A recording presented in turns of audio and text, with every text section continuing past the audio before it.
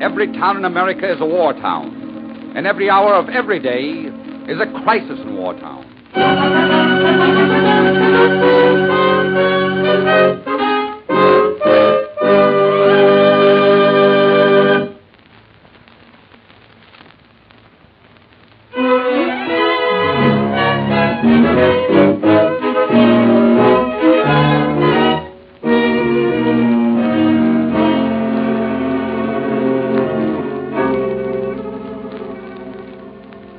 Now it can be told, the story of Heartbreak Island.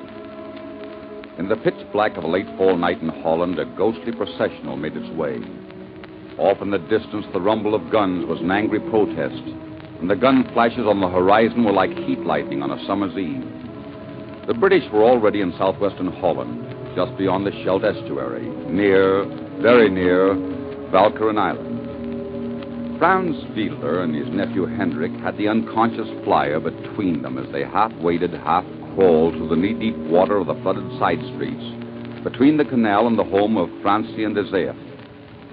They had been all night poling the barge from Middelburg.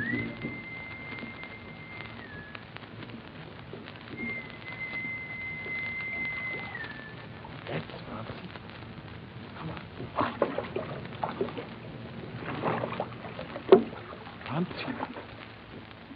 Francien? Franz, is that you? Yes. Hendrik is with me. We have our wounded flyer. Can we take him into the house? Of course. Be careful, the water has flooded the downstairs. Take him up to the attic, this way. He's a heavy one. Easy, Hendrik. Yes, all right. Which way, Francien? Over here. Put him on this blanket. Put him down easy. Easy. So. Who is he? It's a wounded flyer, Mother. The Germans are after him. We took him from Middelburg. They found his parachute. British? American, I think. British flyers never weigh so much as this fellow. They must eat iron scrap, these Americans. The Germans are looking for him, huh? Yeah, they almost found him in Middelburg. Franz and I got him out in our barge. Oh, I'm cold. We're all cold. We haven't had a stove lit in 4 days. Dry yourself with this towel. Is he hurt bad? It's a broken leg, I think. We'll have to have a doctor soon. There is not a doctor in there. Oh, what about old Renharm? They took him away last week. Oh. Franz, we have a motorboat hidden below the pier next to the Hartstadt windmill. You know where that is. Yes? Get it. Bring it here tomorrow night. We'll have to try to pass him through the Nazi patrol line. All right. Tomorrow night. Come on, Henry. Is there anything to eat, Francien? I'm hungry. You are hungry. To be hungry is to be a good Dutchman. Only Germans eat. It's what they call the New Order.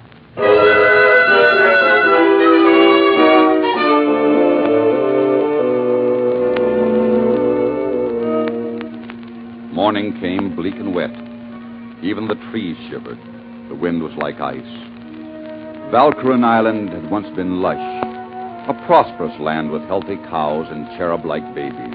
Now it was nothing. Nothing at all but a few rooftops under which people still lived. A church spire, a windmill pushed out of the gray, black mass of water.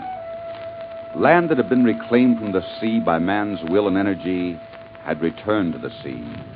The dikes had been breached. It was morning, but there wasn't a rooster left to crow its dawning. Hello?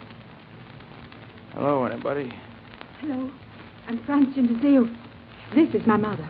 Oh, how do you do? Hi. My name's Walsh. Captain Walsh.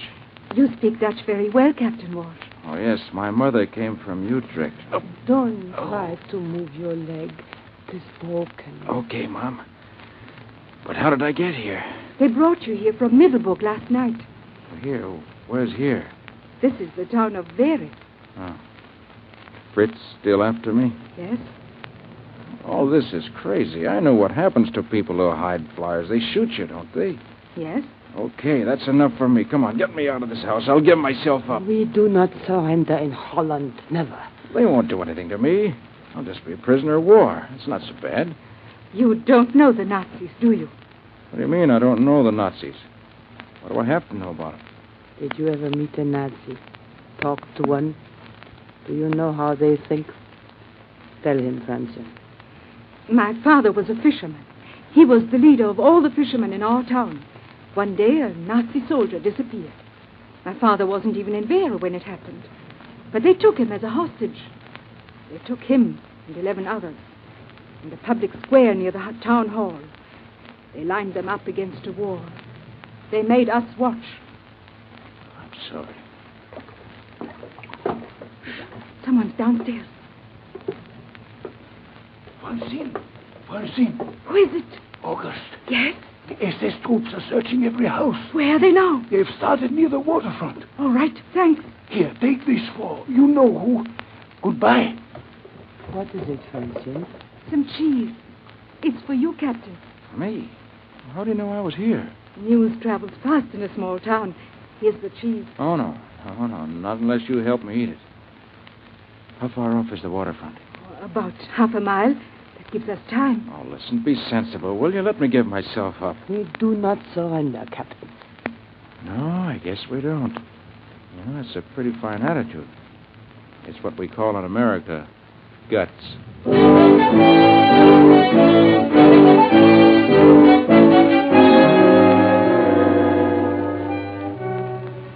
The minutes dragged their weary way through the hours of morning. Up in the attic, they listened for the first sound of the searching parties. The rain fell in sheets. It was early afternoon now. How does the leg feel, Captain Walsh? Oh, not too bad. You know, I've heard stories about the way you folks smuggle out flyers, but never registered. I mean, well, you kind of figure it's another story, sort of make-believe. Make-believe? Yeah, stories about the underground and all that. I belong to the underground. You do? We're all in the underground, all over the country. Every one of us who is a loyal Hollander. Well, what do you do? Many things. Sometimes I smuggle food cards into the cities. Sometimes guns. Where'd you get them? Steal them from the Germans. We get them. There's always a way. And our people in the cities, in Amsterdam, Rotterdam, they need everything we can bring. Have you ever been in a city, Captain Walsh? Oh, sure. My home's near Philadelphia, back in the States. Well, then, try to imagine Philadelphia in ruins, with no electricity, no coal, no food except some potatoes occasionally, and tulip bulbs to boil into soup. Imagine Philadelphia with people dying so fast, there's no one to bury them. Bodies stacked up in the churches, waiting their turn. I've seen a city like that. Rotterdam. They've starved us, looted our homes, seized our able-bodied men for their slave labor camps. But we know how to fight back. Can't they get any food at all? Oh, yes. If you're willing to work for the Germans, there's plenty of food to be had. Big signs tell you on every street corner. 1,200 people died of starvation in Rotterdam last month. They could have worked, had food, but they didn't. I'm beginning to get the idea. I can see the Germans, far down the canal. How soon before they get here? An hour, maybe less. If only the darkness will come before they do. Let them find me outside. Oh, be quiet. They shan't find you at all. You will stay here until Franz comes to the house with the boat. He will row to the back door. But this is insane. Why should you folks take the risk of them finding me here? It will be no risk if all goes well.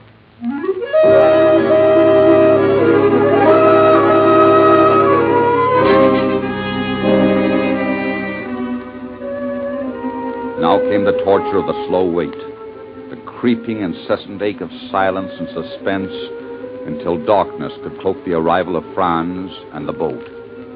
Night comes early to Holland in the late fall, but this day seemed to have no end. And methodically, house by house, the SS troops neared the home of the De Zeefs. It was about 5 o'clock. Francine! Yes, Paul? Francine, Mama says to tell you they're coming to your place next. She sent me... Oh, hello. You're the American flyer, aren't you? Hello. Thank you, Paul. Now you must go back home quickly. Yes, but can't Go on. Oh, all right. So long, son. Goodbye, flyer. Thumbs up. Okay, sport. Thumbs up. Say, he's just like a little kid I know back home. Listen. Go on, Francine. Get away from here before they come.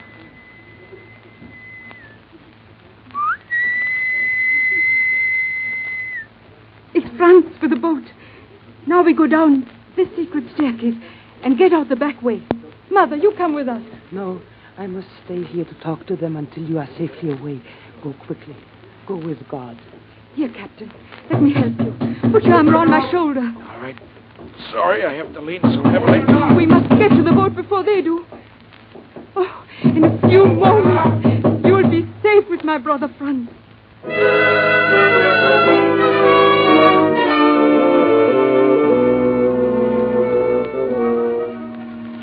Yes, the Germans could break down a door, but they couldn't break down the will to win. They could destroy homes, but they couldn't destroy spirit and ingenuity. There was a way out for Francine and Captain Walsh, and the captain knows we want to hear what happened at this crucial moment. Well, Mr. Jory, at the time I was in such agony with my leg that I had difficulty keeping quiet as they told me to be. Franz pulled the boat silently as he'd come until we were in mid-canal. Then he started the motor, and we sped away in the dark toward the North Sea. Weren't there any German patrol boats around? Well, that's the top root of the whole story. Shortly after we opened up, we heard motors headed our way. And let me tell you, I swallowed half my tongue. The wet on my face wasn't all spray. A shadow loomed out of nowhere and bore down on us. Looked like we were well-cooked geese. I mean it. What was it? The best-looking boat I ever saw, flying the Union Jack. We'd run smack into the commandos coming to occupy the island. Luck? Well, you figure it out. What about Francine and her mother? Well, Francine was okay, of course. She went back to Vera as soon as the commandos had captured it a few days later. Then she wrote me in London that the Germans had shot her mother. But she never surrendered. She was the Dutch people herself.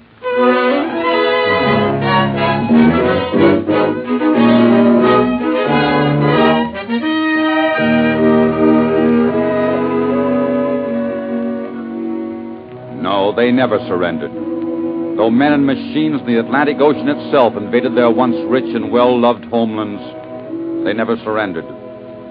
Liberation has been achieved, but with other nations, Holland now is free in name only.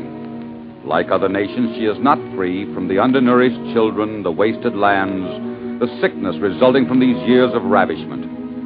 Until her weakness passes and she regains her full freedom, Americans are standing by. Through the American Relief for Holland, one of the foreign relief services of the National War Fund, her friends across the sea can now send her essential baby foods, precious vitamins, warm clothing, medicines, and other supplies she needs so desperately to save life and to seal friendship.